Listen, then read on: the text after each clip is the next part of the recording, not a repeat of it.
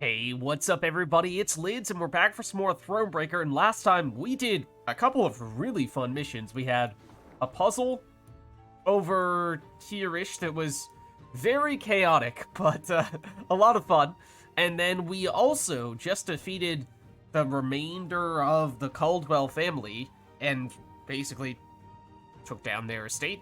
And I thought that was extremely well executed. One of the things that Thronebreaker has done so well relative to so many other games is, of course, the way in which the game is written, both the major plot lines and also the dialogues and more specific details and what have you.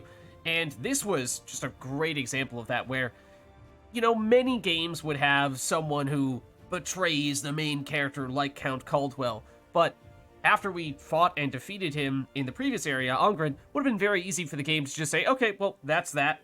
Not going to revisit that plot line at all. But, you know, if you dig a little bit deeper, it would make sense that upon arriving in Rivia, we would eventually come across the area where the Caldwell family had land, their estate here, and that alone was a nice little detail. But then to actually go over here and fight, or at least have the option of fighting, his son, I think it was.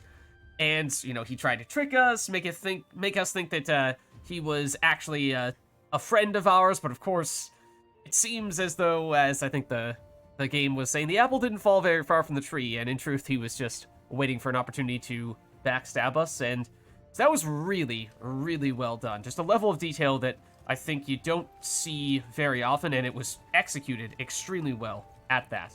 So, top marks to Thronebreaker for that. But as for what we have planned here, I mean, we are now, I would say, roughly halfway through Rivia, it seems.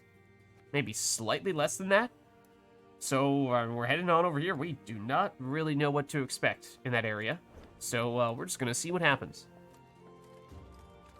Oh, this was a spot where we had those recruits that we already got. Okay, gotcha. I guess we'll just continue along the path. Might have even gone this far a little bit. Oh, hold on. Might get more details here. Well, that looks like a werewolf. That's probably not a good thing. Let's see what we can learn. Okay, a whole lot. A whole lot. Now we have much better information. So yes, there's a battle here. Loot there. Lots of points of interest around here. So interesting to see what that's going to be all about. Major castle over here, not surprisingly. Seems to have some updates there. A couple of battles at this fortification. We were also trying to estimate where we might find a few hidden treasure chests, and there seems to be one that's near a fortification that also has a cliff right next to it, and so we were kind of thinking it might be somewhere over here, unless maybe we passed it and we missed it, but we'll see. And more stuff over there as well. I mean, this is almost the last chunk, probably the second to last chunk of stuff before we take on what is presumably the final main quest mission.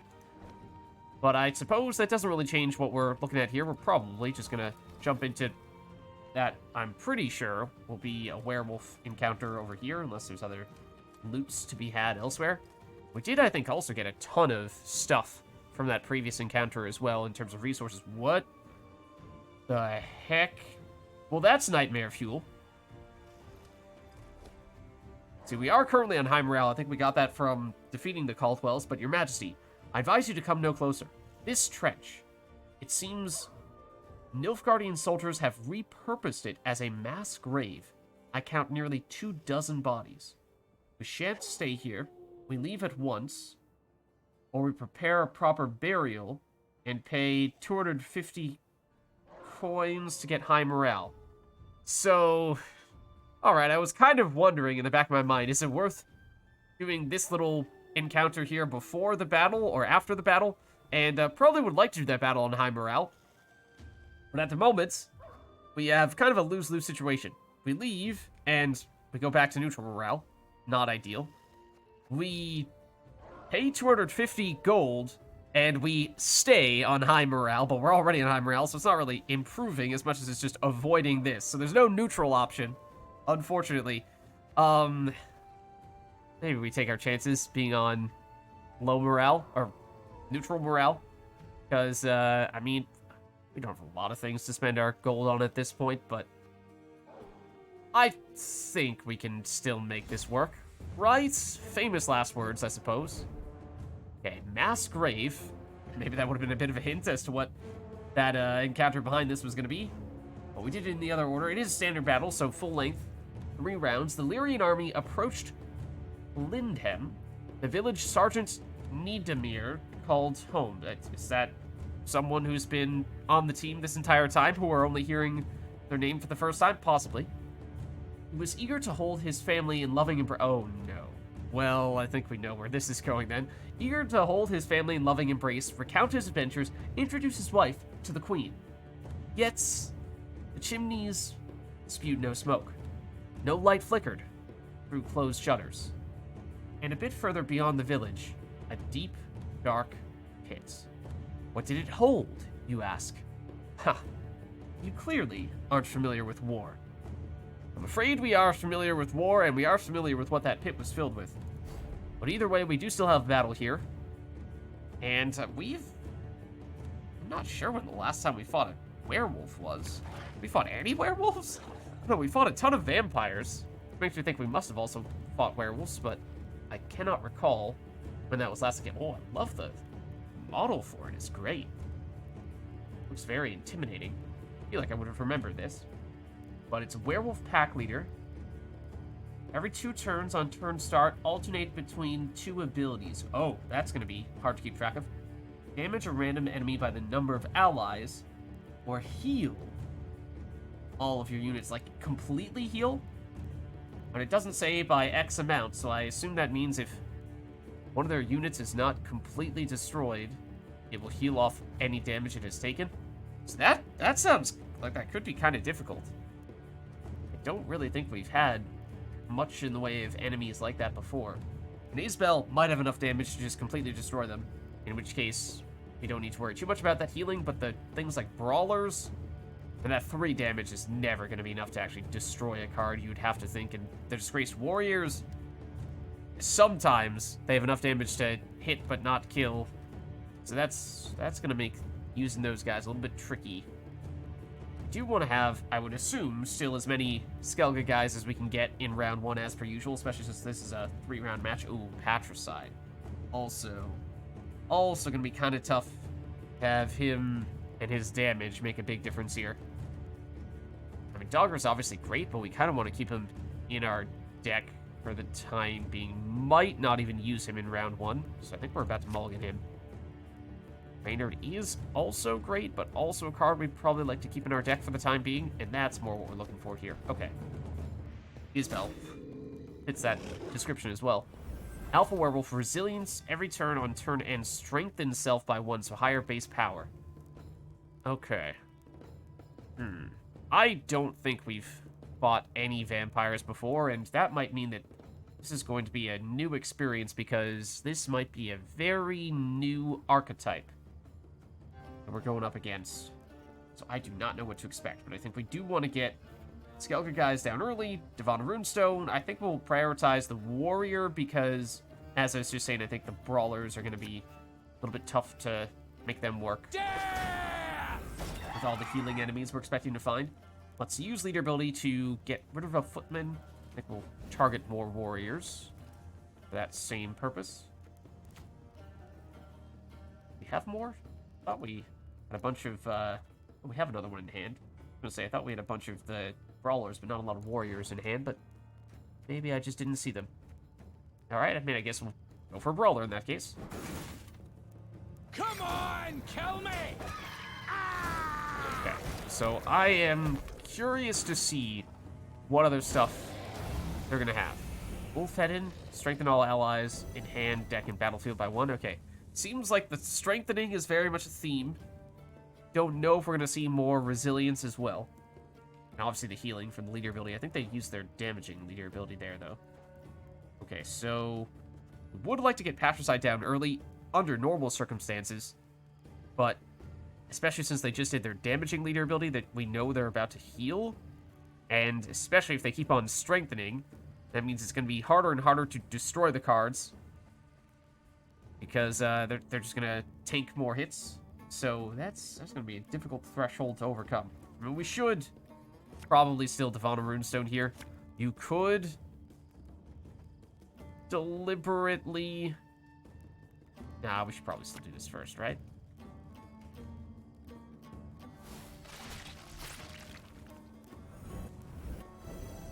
Okay. So I just want to see what this guy does. More resilience. Okay, so more alpha werewolves. So I'm a little bit tempted to use something like an artifact compression on those. Get rid of the resilience. Yes, it gets a weak card in our hand, but that just changes the dynamic a little bit because we don't need to worry about them having carryover, or at least not as much carryover. But if we could destroy one of you, that would be nice. Maybe we do try to get Patricide down, and they're going to heal on this turn, which is not going to do anything. But that does mean that pretty soon we'll have a window. Death is only the beginning! With a few turns in which we can actually start to stack up some damage, but they'll just pass. Okay. I think that's fine. I think that's fine. They'll have some points carrying over, but I think that's okay because, you know, we have enough cards left here that that's not really a huge factor. We can both still play a bit in round 2.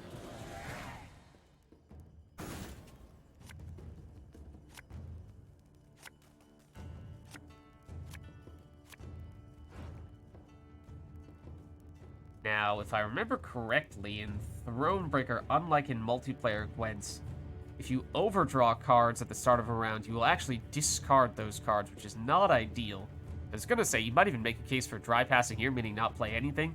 That way, we are encouraging our opponents to pass immediately as well with the points they have on the board, because that way they don't have resilience anymore, but if this round does go a little bit longer in round 2, then we might be opening up the opportunity for them to get more resilience carrying over into round 3, and then that starts to become more impactful.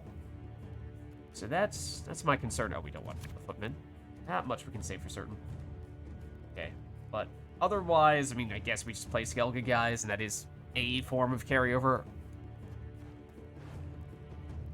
Yeah. I mean, at this point, it wouldn't be a terrible thing to draw into Dogger or Reynard, but that's mostly in anticipation of round 3. So why don't let's go Disgraced Warrior. I don't really want to play a lot in this round, but I also... Is today the day? Because if we were to pass this early, we would overdraw cards in round 3 and likely discard valuable things like Dogger and Reynard. We can't afford to take that risk. So we basically need to play at least 3 turns here. But this is why I was saying, under normal circumstances in multiplayer Gwent, you would probably dry pass here to avoid then being able to play more of these alpha werewolves. But now we get leader ability in our next turn. I think we're just barely not going to be able to squeeze in a Dogger in this round. So that would have been kind of interesting if we could do that, and then just get a whole bunch of these guys on the board, give us huge tempo, and force them to take however many turns it takes to try to catch us, and then we might have big card advantage going into round 3. Maybe that's reason enough to play slightly longer in this round than we would otherwise consider doing. Here are the... Oh, no, we haven't seen one of these before. I mean, it is a whole bunch of wolves of different varieties, and again, I don't think we've seen these. Every 2 turns on turn start, summon a wolf from your deck. They have 6 cards left in their deck. So in round 2, that's still somewhat of a factor, but I mean, if we let this stay on the board for a while, by the time round 3, and this summons out more stuff, they might not have enough cards left to draw into a full hand in round 3, which would be kind of interesting if they milled themselves. But that's a little speculative still at this point. So the thing is, we'll play this. Think I'm a fear. That way, when we play Dogger round 3, we can bring these guys back out, all of them, from our graveyard, give ourselves a lot of power there. However, we do have leader ability back, so we could use this to get Dogger on the board right now, put up a ton of points, and maybe force them to go several cards down to catch us in round 2, because we already won round 1, so they have to win this round. But we would need to play one more... we'd actually need to play several more turns. We need to get leader ability back, so we could put Dogger back into our deck, and that's what I don't particularly like. I mean, you could make the case then short round 3 is actually fine. Even if they have a little bit more resilience from possibly additional alpha werewolves, we just have a round 3 in which all we really need is 1 or 2 turns, use a leader ability to get Dogger out or draw into Dogger, and we get, you know, huge amount of points in just 1 or 2 turns, and our opponent basically has little to no time to catch us. So maybe that is still okay. It does make me a bit nervous, because we don't really know what else to expect from these guys, but sure, we'll give it a shot. It's definitely... Oh, right, we do need to put a card back. Can we do it to our... No, we can't do it to Valmir's Sword. Okay. Okay, had I remembered that we don't have our usual targets to get rid of, I might have played something else on this turn to sacrifice to put back into our deck, but I guess we can just do you. Alright, so we're taking our chances a bit here. Not really sure we've done much of this before. Reynard is a really nice card, but I think we might save him as our other high-tempo play for round 3, and this is mostly about Dogger, and everything else is just us biding time. So, well, we could Bomber, I guess. But they're going to heal off that damage pretty much. Oh, we could get the Brawler back out like this. Yeah, that's fine. God is free! Okay, so just get these guys out. I mean, every time we do this, they also increase base power by 1. So, not that that's a huge factor, but... No, you add that up for the, what, basically 10 Skeleton guys. We have something like that at this point, and it is something. It might actually be significant. So now here's the thing. They need to catch us. Let's see, what else are they doing? More strengthening. So we're giving them more time to play more resilience cards and strengthen those resilience cards. That's the risk we're taking. And, you know, we don't know what else they might have to slow us down. But we have, at the moment at least, a lot more points than they do. We could even go Tainted... We probably should go Tainted Ale plus Infiltrator, to tell you the truth. Because we now need to wait 5 turns before we can put Dogger back into our deck. And that is of critical importance. So, like... Mahakam? I mean, technically, yeah, we should play Mahakam, because if we're assuming we're going to have a really short round 3, not going to have a lot of time for this to gain value in round 3, so we should do that too. We could Artifact Compression, the Werewolf here, the Alpha Werewolf specifically, and get rid of some of their resilience and give ourselves an extra card. That we also, I mean, we could be using Patricide, but let's be honest, it's not really going to do much of anything. With their leader ability, we might be able to destroy this. We can definitely destroy that. But now, yeah, we get rid of the resilience. We give ourselves an extra card that makes it easier for us to go with a long round 2 here. Let's just remove you unless we have something else that necessitates we do it first. Not really, I don't think. That I misclicked. Oopsie daisy. Okay then. Well, so. How many infiltrators do we have? We have just 1? Okay, that's fine. So, biggest werewolf right now is you. I think that's fine for us to target you. Obviously, you're the one with resilience, but for that reason, you're the one that we are likely to use our Artifact Compression on. So let's do that. Next turn, we'll use you.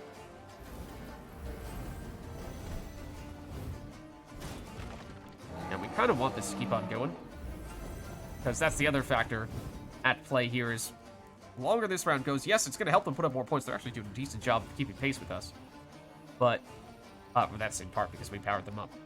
But they're going to start running out of cards in their deck. If they get less than 3 in their deck, then they can't draw into enough cards in round 3, and suddenly we get even more card advantage that way. We've not taken a lot of damage because we've not really been using our Skellige order abilities at all. I mean, technically, we should probably do that at some point in this round, because that does give us a different type of carryover value for Isbel in round 3. That's another good card to finish with in a short round. But let's make sure we do this. Fuck, our ass is moving. And now I will hit the correct unit.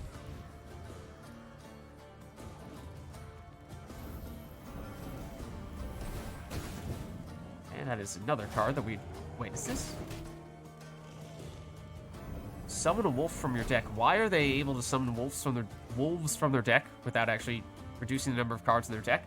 Okay, that's apparently another difference between Thronebreaker and multiplayer Gwent, which I'm not sure we've ever seen take place before, but that is very odd. There were definitely times in the past. I remember in in the second area, which the name currently escapes me, but there were definitely times where there were those decks with all of the Neckers that summoned themselves out, and eventually I think they did come close to summoning out all the copies from their deck, and Nilfgaard as well, with they have some of the guys, the Magni divisions, that summon themselves out. So, yeah, that's strange that for some reason that's not the case here. I don't really know why that is.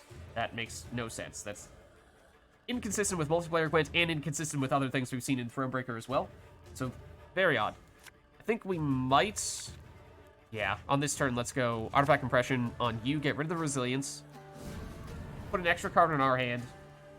That way, we have a little more time in this round. We might even play this on our next turn. We are waiting for this.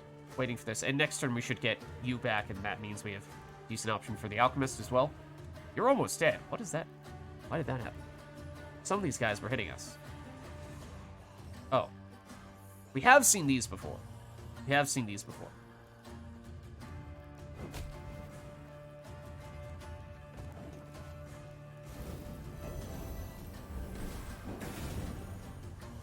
come back. Not bad. What was that? Play random bronze unit from your enemy's deck. Fortunately, it was possibly the least valuable card that we had. Okay, but now after their big unit gets destroyed, we get the Infiltrators back. We are suddenly looking a little bit stronger than we were before. We need one more turn before we can start using the leader ability to put Dogger back, and then we can pass.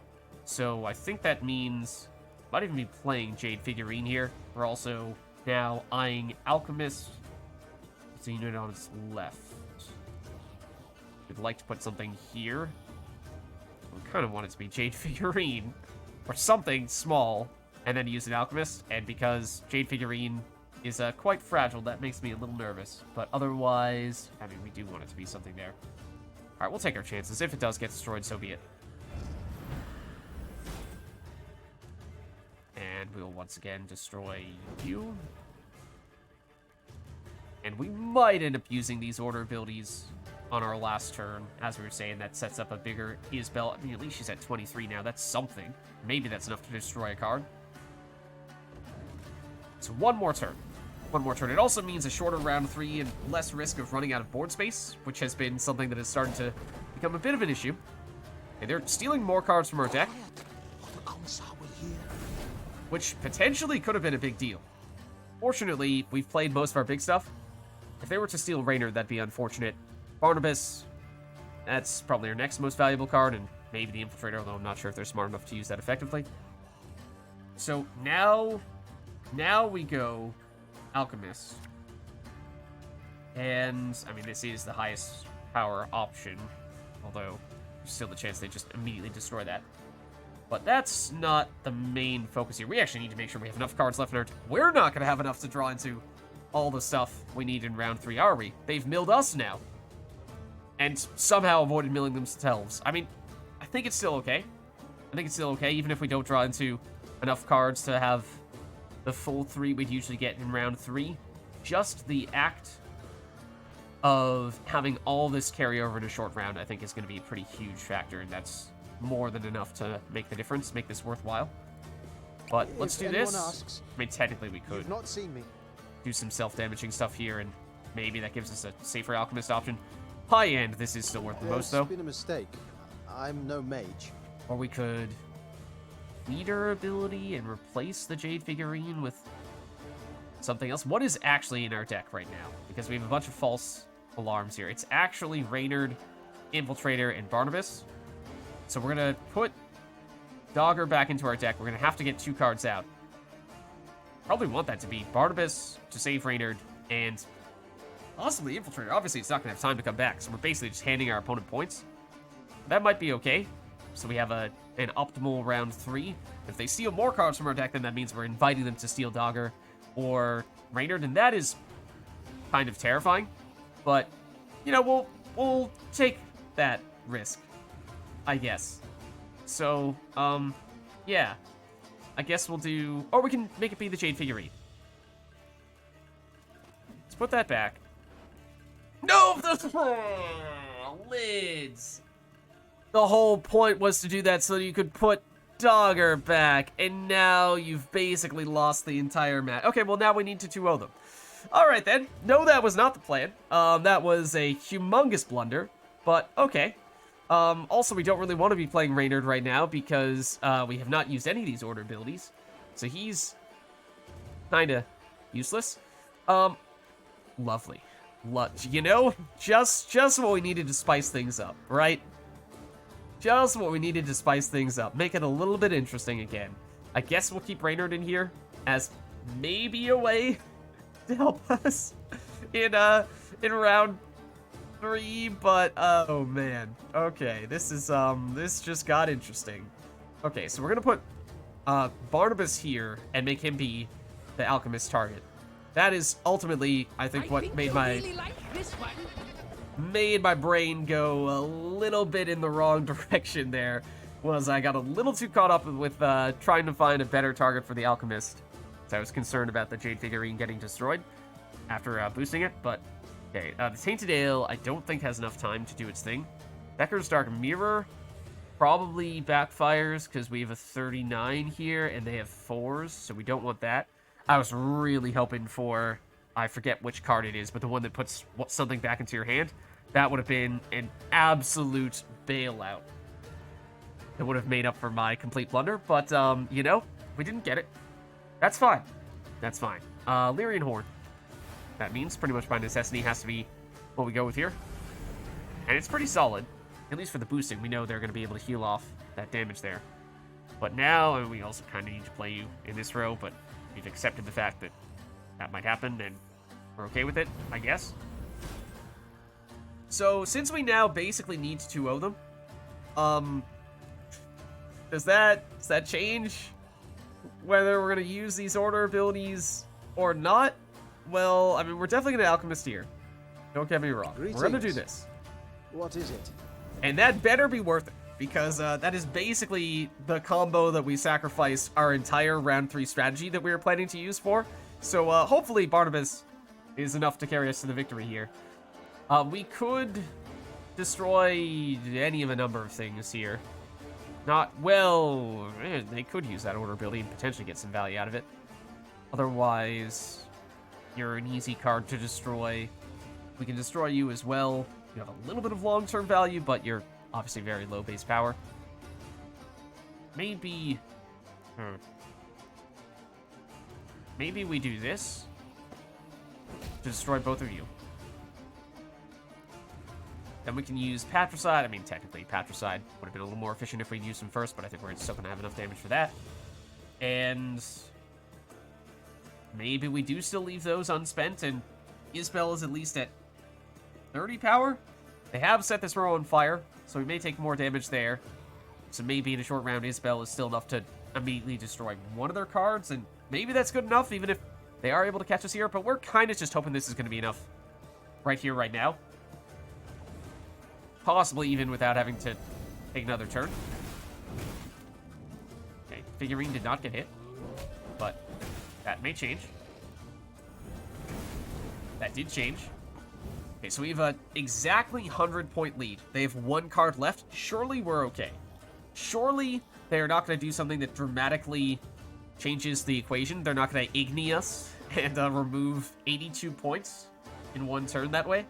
But we'll find out. You know, even if they do catch us there, they'll have to play one more card to do that. So we're only going to draw into 2 cards, but, you know, we're keeping things interesting. Even when it seems like we have a straightforward way to get the job done, we're keeping things interesting. And if they destroy Skellige guys, then, you know, we're going to power up that way. So, you know what? We just 2-0 them. The solution is just to 2-0 them. Was that the plan? Oh, totally. Totally. We were never planning to play in round 3 to begin with. We'll just 2-0 them with 2 cards to spare. Oh, boy. Okay. Well, Well, we did succeed. We did succeed. We're back on neutral morale. We have already investigated that pit, which is, I guess, another one of those things where, in hindsight, if you played the game before, you probably know just never engage with that encounter in the first place, because there's no real positive to it. You either pay a bunch of coins to get the high morale, or you lose morale to pay nothing. But either way, that's not great. Then, we have learned of a whole bunch of other things here. And, I mean, I think that we have seen wolves in Mahakam and a few other places as well, perhaps. With the whole, whenever a new wolf shows up, deal extra damage to your opponent, or something along those lines. But never a full-blown werewolf deck, I don't think. So that was cool to see. But I think we probably, well, now we have a bunch of gold and wood. Let's take a quick peek. I know we were thinking, although we can afford that upgrade that we've been eyeing for a little while, we were trying to hold off a bit so we weren't completely broke after doing it, so we had a little bit of wiggle room just in case. But at this point, it's probably pretty safe to do this. We'd have almost 2,000 gold, 2,500 plus wood. Plenty of recruits, of course, so if we absolutely need to craft units, we should still be able to do that. And that being said, I mean, what are we going to craft that is stronger than the Skellige guys? Unless there's an opponent we go up against who very clearly directly counters the Skellige guys, then I can't really imagine that the answer is going to be to craft more stuff, so maybe we're fine regardless. But either way, we'll do it.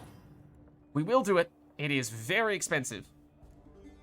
But that is really the last upgrade that I think we were eyeing.